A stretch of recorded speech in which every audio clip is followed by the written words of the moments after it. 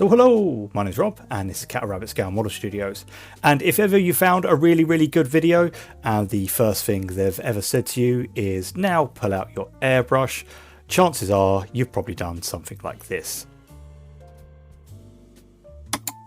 Don't lie, we've all done it. Now, I was presented with an opportunity by the very kind folk at NEOECO. They asked me if I'd like an airbrush, and I said I've never used one before. I've been a brush artist for the 6 years that I've been painting miniatures, so an opportunity like this, they were kind enough to say, well, okay, we'll send you everything you need in one set. And it kind of got me thinking, because I have never been interested in airbrushes, and I don't think a lot of people have either. So I wanted to do like a little vlog type thing where I unbox this in the background and talk about, I guess, managing expectations, because I like being a brush artist. I like the whole encapsulating what I've built up, I guess, in my little studio. I put a little movie on, some cheesy horror movie, and I just paint away. And there's something really comforting about it. So to now have, you know, like a airbrush thrust in front of me, I was really skeptical at first, because I was like, well, I don't know if I'm ever really going to use something like this. But having everything in one box, and I think this retails for about £60. I'll leave a link below in the description and any other information. But once again, I wanted to do like this little vlog. So what you're actually seeing is me opening it up for the first time on screen. I don't know what these parts are. And I should probably mention that this footage is actually from the 7th of August. I'm actually filming part 2 as we speak. And I'm doing the voiceover literally like 2 days before I'm due to put this out. So I've had some time to play around with an airbrush, so I can kind of talk about, you know, my experiences with it. Otherwise it would just be me unboxing something, not know what anything is, which is, you know, not that informative for anyone. So the actual, you know, airbrush itself is a gravity fed airbrush. It's got a nice lever on it. I don't know whether this is a good airbrush or not, because this is my bar. This is what has been set for me at this point.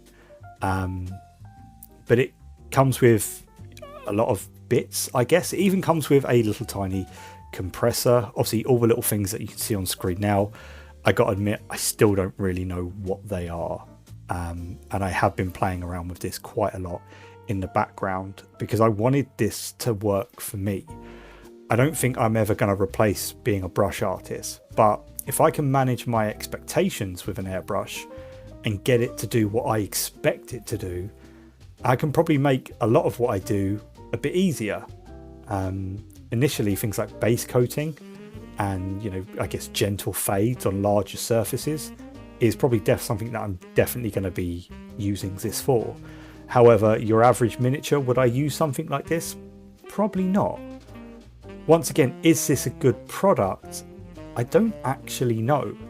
But this is my thoughts on it. So as you can see on screen here, this is everything that you get in the box. You do get an instruction manual, which is, I guess, a little bit vague in some places, but I was able to work out where everything went.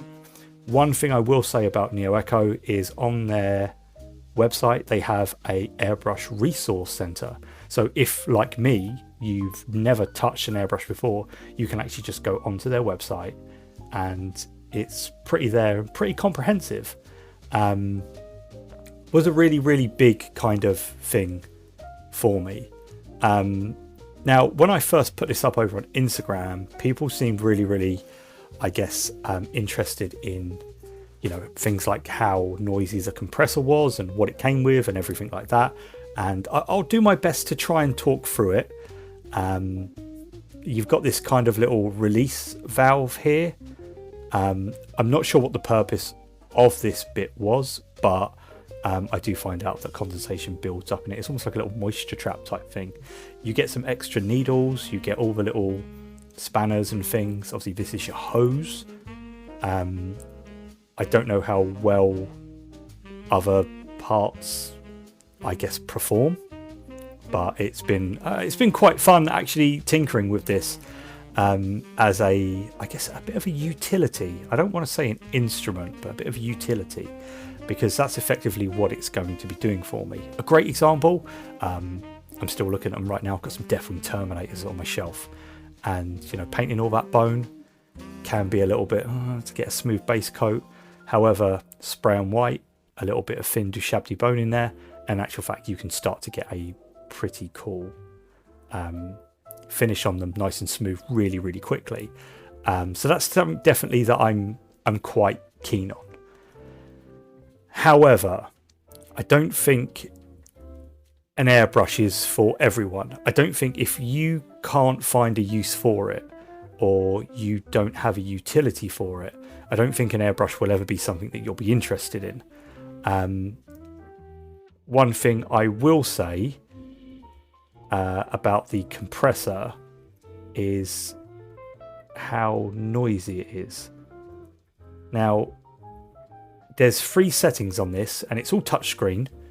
And when you pull down the lever, now at first I couldn't actually work out, as you're seeing on screen, no air was coming through, because I then worked out you had to kind of push the lever down and then pull it.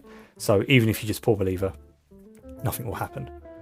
It's almost like a little bit of a rocker switch that you have to press in at the same time. And I'll just play the audio now.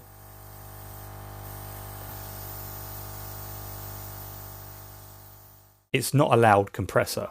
And to get this all in the box, complete with everything, for I would probably say a reasonable price. And I think that's something that really turns people off of airbrushes. I've got friends that use Iwata and Harder and Steinbeck, and they cost an absolute fortune. So to me, I think this is really well priced, especially for a beginner like myself, regardless of whether this is a good airbrush compared to other brands. Once again, I have no experience with them, or I guess, is it going to last? How's it going to perform? Etc. etc. Here you can see me just playing around with all the different settings and things like that. I was really surprised and quite impressed. The airbrush is all metal construction. It feels really, really good. Some parts of it feel like aluminium, so it's not heavy or anything like that. Going from a brush to this kind of levery type thing, it's going to take some getting used to. It feels quite uncomfortable actually, even now, and I have been playing around with it in the background. The other thing that I think is quite off-putting to a lot of people is not only price, maintenance. I find that I'm having to clean these quite regularly. I'm having to shoot kind of like methylated spirits through them to really clean them. I don't know whether that's right. You can probably get some proper airbrush thinners, but I just haven't had a chance to invest. And then it's all the things that comes with it, things like flow enhancer, or like the airbrush medium that you use to water the paints down.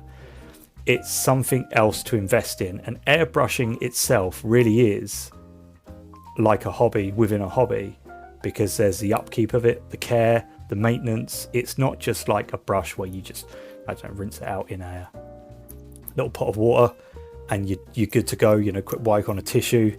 There's a bit more to it than these. However, once again, I do think that having something like this and being able to base coat quickly, smoothly and efficiently, and what I expect from this instrument, is definitely going to help me push what I do, especially on things like YouTube, a bit further. And that's one of the things I do really enjoy about YouTube, is I tend to do things that I maybe wouldn't have normally done, because I'm always thinking, this would make a great video. So I'm kind of doing all these little techniques and things like that I wouldn't normally do, which I am really enjoying. And I think this is going to be quite an interesting ride. I will get part 2 of this out soon. I don't know when. I did want some experience with it and some more experience. Here you can see was the first time I actually used it, and I was brave enough to shoot water out of it. And you can kind of see it just building up here. One website that I will give a massive shout out to, or YouTuber, the Airbrush Asylum, has a magnificent, and I mean absolutely magnificent, just knowledge on airbrushes and things like that, and is just really, really helpful. So if you are getting into airbrushes, or maybe you want to, check out some of their videos. I'll put a link to their channel in my description box below. But I think it's one of those things. Airbrushes, are they for everyone? No. Can they be? if you had asked me this a little while ago, I probably would have said no. But having played around with one, I would actually probably say yes. There's an argument to be had that in actual fact, anyone can use an airbrush. It's just how in depth you want to go with it. And I think, there's a learning curve. There's definitely some teething problems. I've got them. I'm still kind of playing around with it in the background. Sometimes it works fine to me and I seem to get a good finish. Sometimes I'm like getting those mix ratios wrong, or, I'm putting the wrong products in. So it's definitely a massive learning curve. So I guess still on the fence, but I guess I've got both feet on either side, if that makes sense. But I just generally hope that helps. It's a very fun tool, I will say that, and I am quite impressed with this. So I'll let you know how I get on in the next one. Thanks for listening to me ramble. Any questions, let me know below. More than happy to answer them. Like, subscribe, all that good stuff. I'll see you all next time. God bless and take care.